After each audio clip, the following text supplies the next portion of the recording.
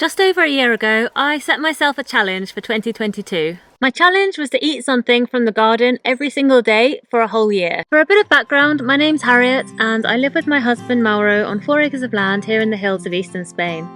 We've owned the land for about 2 years and I've been here full time for a little over a year, so this is all pretty new. We have renovation work to do, a stone ruin to restore, and lots of land to figure out how best to manage. But one of the main goals for us, and one of the things I've always been desperate to do, is grow a large amount of our own food. This time last year, I didn't have all that much experience. I had no experience of growing and gardening in this climate. I'd only just fixed the irrigation system that brings water to our land, and our land had been unused for many years and was in need of a lot of care. So I decided to get going. I would set myself a challenge and I would eat something from the garden every single day of the year, and that I would also document it. So this video is about how that challenge went. Oh, hello. Where did you come from? Thought you were inside. So I think it's going to be a really fun challenge. It's really just a way to encourage me to think about different ways I can cook and use the things that we're growing, be a bit more creative, eat more seasonally and locally as well, obviously, and also challenge me to really get the garden going and have stuff growing throughout all the months of the year.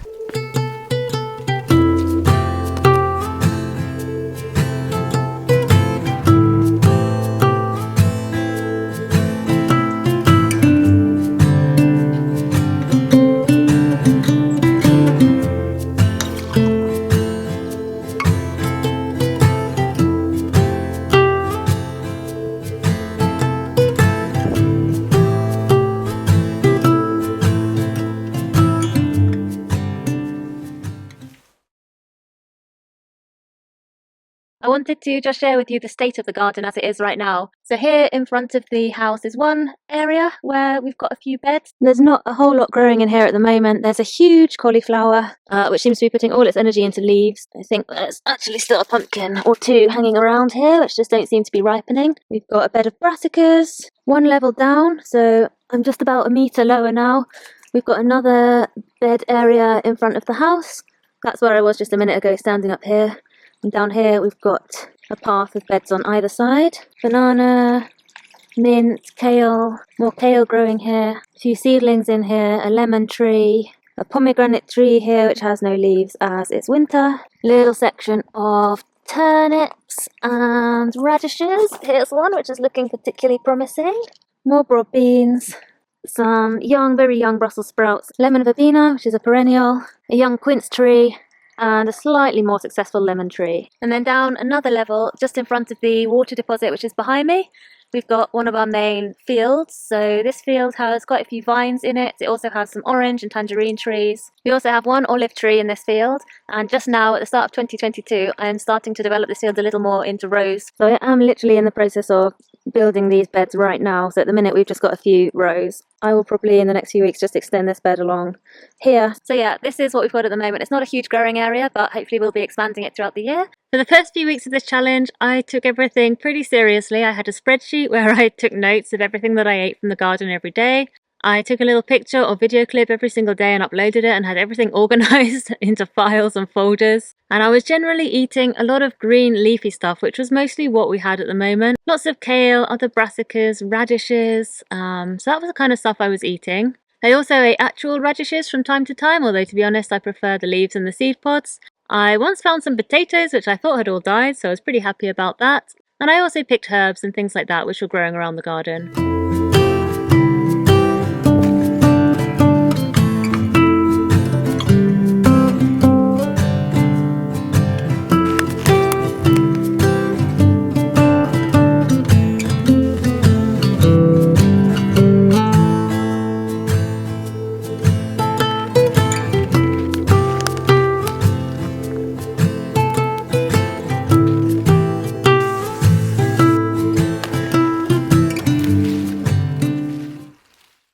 So it's kind of funny, a guy wanted to write an article about us in the local paper, and he wanted a picture of me with like in the vegetable patch showing what we were doing.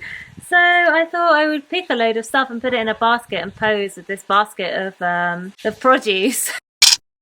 Which means I had to pick a lot of stuff. So yeah, I've got this basket of radishes and leaves and things to use over the next few days. We also started getting lots of wild asparagus in February, which was really nice, and I also sometimes ate stuff that I had jarred previously, which I decided also counted for the challenge.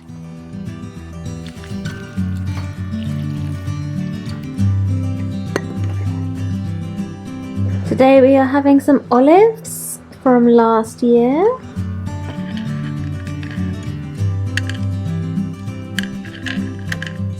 Today we're trying something very exciting and new. We're going to try these beans that I harvested and dried a few months ago. I don't know how they're going to be. These are... Oh, you got dripped on! Oh, you silly cat. Tofu, get out of the way! These are the beans from inside a variety of runner bean called Judía Buenos Aires Roja. And I dried them, and now I've boiled them up again, and we'll see what they're like. Okay, so we have the beans, which I boiled. Well, I soaked them in water for about 24 hours and then boiled them for maybe an hour and a half. It took ages to rehydrate them, which I then just cooked with some onions and a tomato sauce. And we've got some homemade hummus and some salad. Not inedible. Well, they're nice, they're fine. At this point I hadn't done a lot of canning or preserving, but I had made previously lots of carob powder from carob pods. I'd made chutney earlier in the year with loquats from our own trees, and the previous year I'd brined a lot of homemade olives.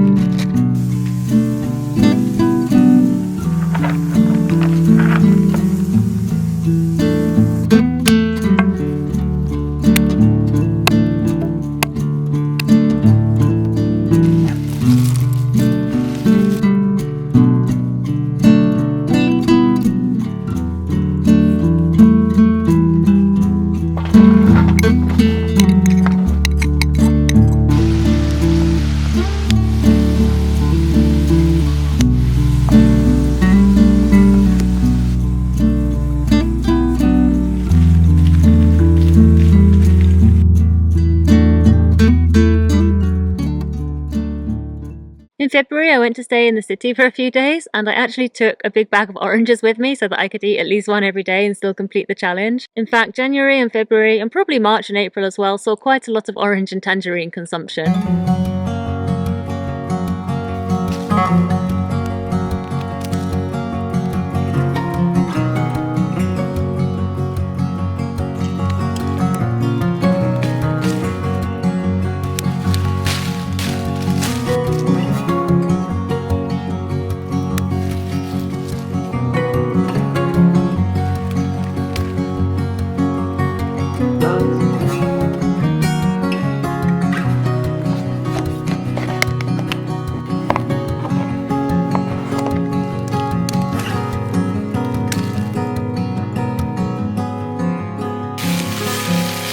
So we've got here a brown lentil dal with cauliflower leaves and some black kale. We've got a chutney, which is from homegrown quince. And we've got some homegrown coriander on the quinoa. And I've also managed to cook while it's still light today for the first time in months. So that's why you've got a decent picture of this meal. I promise all my meals usually look just as appetizing, but it's always dark, so I can't take a picture.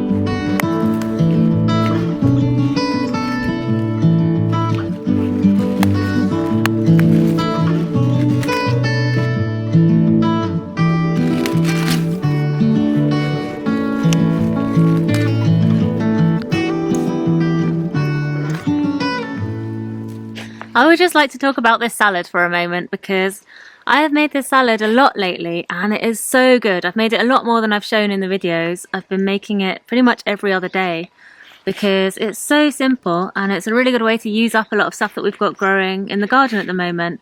It's got massaged kale in it. We've got a lot of kale growing, and this is one of my favourite ways to use the leaves. Just massage them with a bit of salt and they go soft really quickly, and you keep all the nutrients in because you're not cooking them, and you can throw them into a salad. I'm using radish leaves as well. The radishes produce huge amounts of leaves which are also edible. You can steam them. I haven't tried massaging them, I'm not sure if that would work. But I'm steaming the radish leaves and throwing those in as well. There's a base of either wild rice or quinoa that I usually use, and then anything else goes as well. Tomatoes, lettuce, all the normal salad stuff. As time went on, my clips definitely became less organised. It was quite a lot of effort to take a picture every single day, but it turns out I did actually take an individual picture of something that I harvested every single day all the way through to May. And then it kind of changed a little bit. At the beginning of the challenge, I had thought that I was going to be really scraping the barrel some days, just picking little sprigs of rosemary or thyme or something, just to complete the challenge. I really wasn't sure that I was going to get the garden to a point where I was going to be able to harvest something substantial to eat every single day. But by May, things really started to change. The things I'd planted in the winter were starting to come through, and it actually became hard not to eat from the garden every day because it just had become part of my habit and my routine to go in the garden and find something that would be part of dinner, like a really local supermarket. I definitely still relied on the garden for all of our leafy greens and most of our herbs. And it just became natural to go out into the garden in the afternoon before cooking and bring back a basket of stuff to eat either that day or in the following days.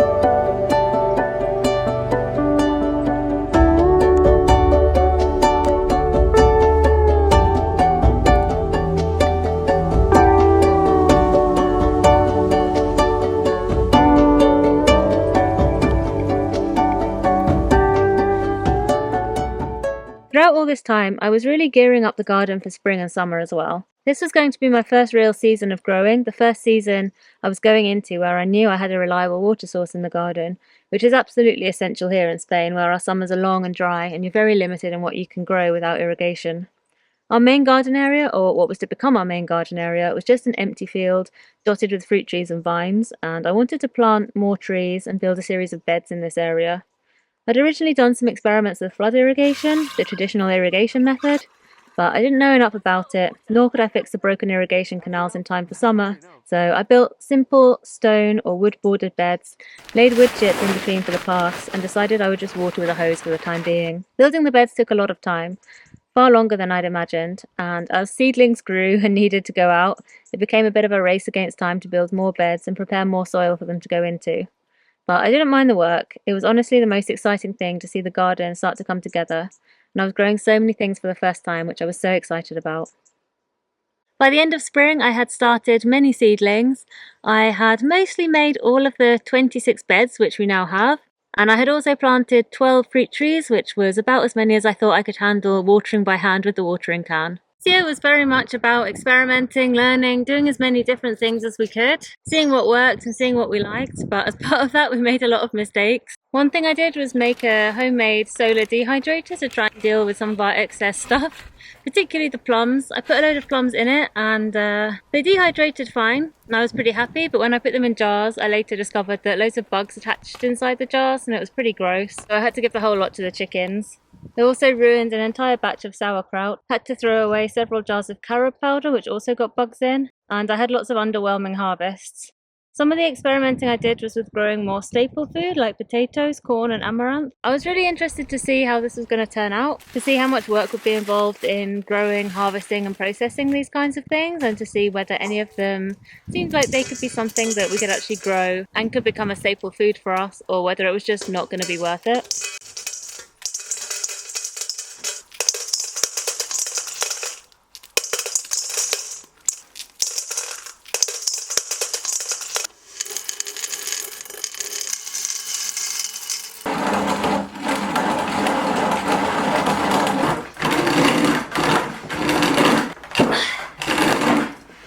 Really not sure this is a net gain in calories.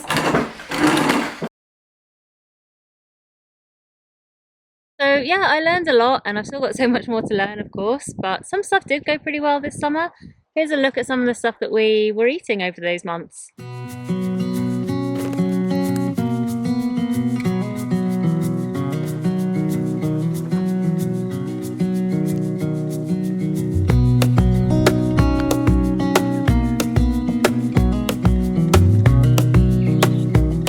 When they're about this size, you can just pick them as they are, slice them up like you would a runner bean or something, and they are so delicious. This broad bean area needs to come out, I think, pretty soon, so regardless of the size, I think the broad beans are gonna get eaten in the next few days, eaten or preserved somehow, because I really want this space back.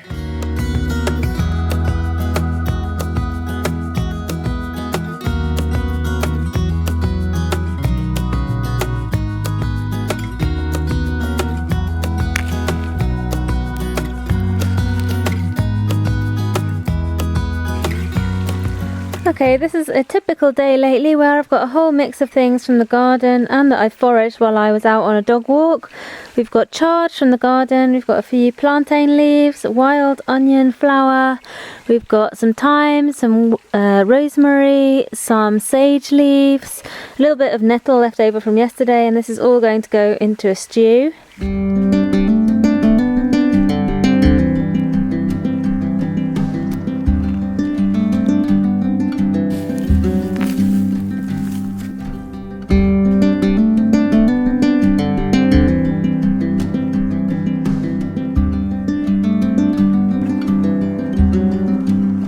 So it's June now and we're almost halfway through this challenge, and it's getting hard to continue the format that I started where I just show one thing that we're eating every day, because these days we're eating all sorts of things in all sorts of different formats from the garden every day. This is just a typical lunch which I thought I would show you.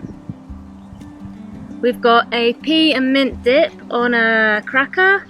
I've got a stir fry with kale and broad beans and peas from the garden, with some coriander on top, and I've got a salad with 3 types of lettuce from the garden, and these little pickles that I made a few weeks ago as well. So there's maybe 6 or 7 things in here.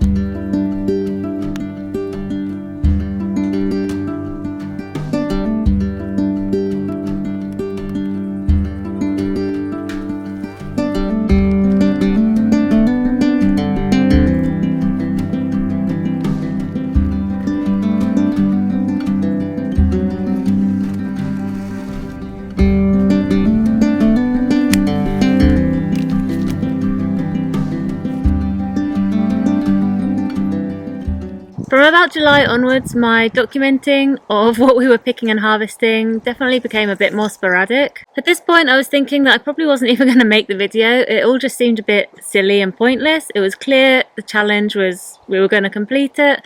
I'd also harvested the garlic at this point, so you know, we use garlic every day in the kitchen pretty much, so even with just the garlic it was clear we were going to be eating something every day, and it really wasn't a challenge anymore. But I did carry on taking some pictures, and in the end I did decide to make this video, so here we are. As the summer drew to a close, it was time to start on some of the big harvests. On our land, that was basically just these ridiculously large pumpkins that we'd somehow managed to grow. They'd spread from a single plant to cover the footprint of about an entire house, and they'd also gone vertically wherever they could. In total we harvested about 10 of these beasts, with 6 of them being really big. I don't actually have scales capable of measuring the weight of the entire thing, but when we sliced one up to cook, one slice came in at 600 grams, so we reckon the whole thing has got to be at least 10 kilos.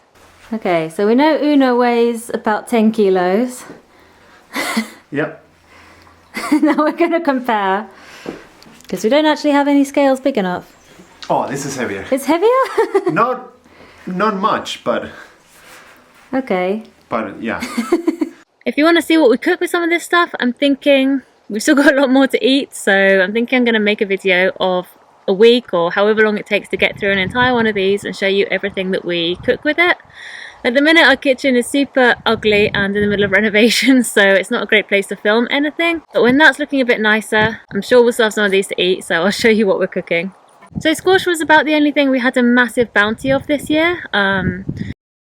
To get through some of it, we've started swapping some of it with our friends and neighbours in exchange for things that they've got a surplus of: potatoes, almonds, olive oil, things like that. In fact, swapping became a bit of a theme as the year went on, and we got to know our friends and neighbours better, and we got to know what kind of stuff they were producing, what kind of stuff they weren't producing, what they wanted, what they needed to get rid of. We swapped a lot of our pumpkins, and we also swapped quite a bit of other stuff over the year as well. Oranges and also eggs, which we were starting to get in abundance at this point. Just before the summer we got our first chickens, and by autumn we had expanded the flock to 9 hens and 1 cockerel, so we're getting about 7, 8, sometimes 9 eggs a day at the moment, which is quite a lot for us, but eggs are a great unit of exchange, so they've really helped us in terms of having stuff to swap and offer to friends and neighbours, which is really great. We also helped out with some communal harvests in the autumn: olives, almonds and grapes.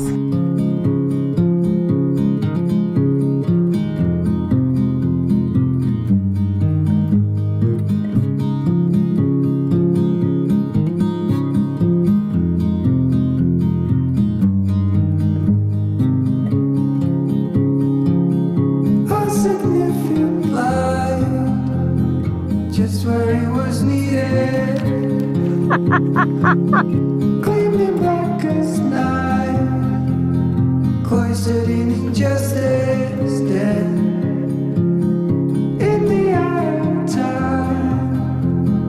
Nobody is losing. Faces merchant change, but your face remains the same. The swallows will be here by dawn. When we're finally sober, they'll be gone. The trees will bloom and ice will melt. We'll always remember how it felt. In September, after the grape harvest, we made 2 batches of wine, or we attempted to. We made 1 batch with the grapes that we'd harvested at our friend's place. We did this properly. We had a big metal vat to ferment the crushed grapes in. We took its vital statistics every day. We measured its density and temperature and stuff like that until it was ready. We gave it a second fermentation and we bottled it up, and then we printed out some nice custom made stickers which Mauro made so that we could distribute the wine amongst all the people who'd helped in the harvest and give some bottles away for nice Christmas presents. As for the second batch of wine, well, that was really just an experiment, and honestly I just got lazy with that and I didn't properly attend to it. I probably let it sit around for about a month, which is way longer than it should have done, and at the end what we basically had was about 4 litres of quite nice red wine vinegar, which we really didn't mind because we use that all the time, and actually it's definitely something I would choose to make again next year. As autumn turned to winter, I kind of let the garden slip a bit, to be honest. Other things going on in life just kind of took over and everything just got started way later than it should have done. The seeds got started too late, everything went out too late, we had a lot of rain which brought out a lot of slugs just when the plants were small and I just planted them out. It was all a bit of a disaster, and it still kind of is. But amazingly, we're still getting lots of leafy greens. We haven't got any of the root veggies, and all the winter stuff is not ready yet. The stuff I really would have liked, you know, the brassicas, the cauliflowers, it's just not ready yet. So I'm kind of disappointed about that, but we are at least still getting lots of leafy greens, and amazingly some of the summer stuff just kept on producing really late into the year. In December I was harvesting oranges at the same time that I was harvesting peppers, which just seems kind of crazy. And yeah, of course I was also not that great at documenting any of this, but anyway, here's a few baskets of stuff that we harvested over those months.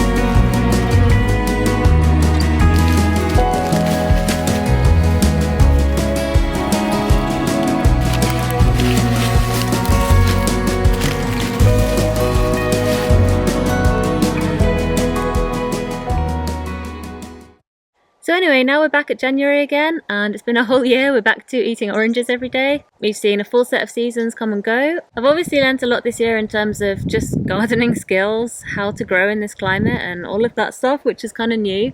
But I think if I had to take one thing away, or one maybe less expected thing away, it's that I'm realizing that I don't need to do everything, and I shouldn't aim for that. I think this first year I really tried to do everything. I tried to grow everything from seed pretty much. I barely bought any plug plants. I felt like if I wasn't starting my own seeds, making my own compost, doing everything kind of here, it wasn't really doing it right. And I've realised now that that is just the wrong way to think about it. Maybe at some point we'll get to that and it'll be great, but definitely now and maybe never, like, that's not necessarily important. I can actually just focus on the things that I like doing, and there's no problem turning to other people to do the things that I'm not so good at. If there's stuff that I don't really enjoy growing, or I'm having a hard time growing, or we don't really like eating, I don't have to try and grow it. If certain things are a lot of work, or they're just not what I really feel like focusing my time and energy on, I don't have to do them. I can carry on buying olive oil, almonds from our neighbours. We don't have to do everything here right now. The idea of being like totally self-sufficient, it's an interesting idea, I think, to think about what you can do for yourself a little more to stop yourself from relying on, you know, global supply chains and industries that you maybe don't want to be part of or support. But you're never going to be 100% self-sufficient. You're not going to forge your own tools or make your own shoes, probably. And you don't have to be 100% self-sufficient in the garden either. What I think is really important is figuring out what you like doing and what you want to spend your time and your energy on, because you can't do everything. And also figuring out what other people around you maybe want or need or have and need to get rid of, so that you can start working on those kind of connections, which is going to make you more resilient in the long run, rather than just what you can produce on your own piece of land. Anyway, I think that's it. I feel like I've gone off on a bit of a waffle at the end. Thank you for watching this video. Stick around for another year if you want to see what we're doing with our garden in 2023. I'll see you next time.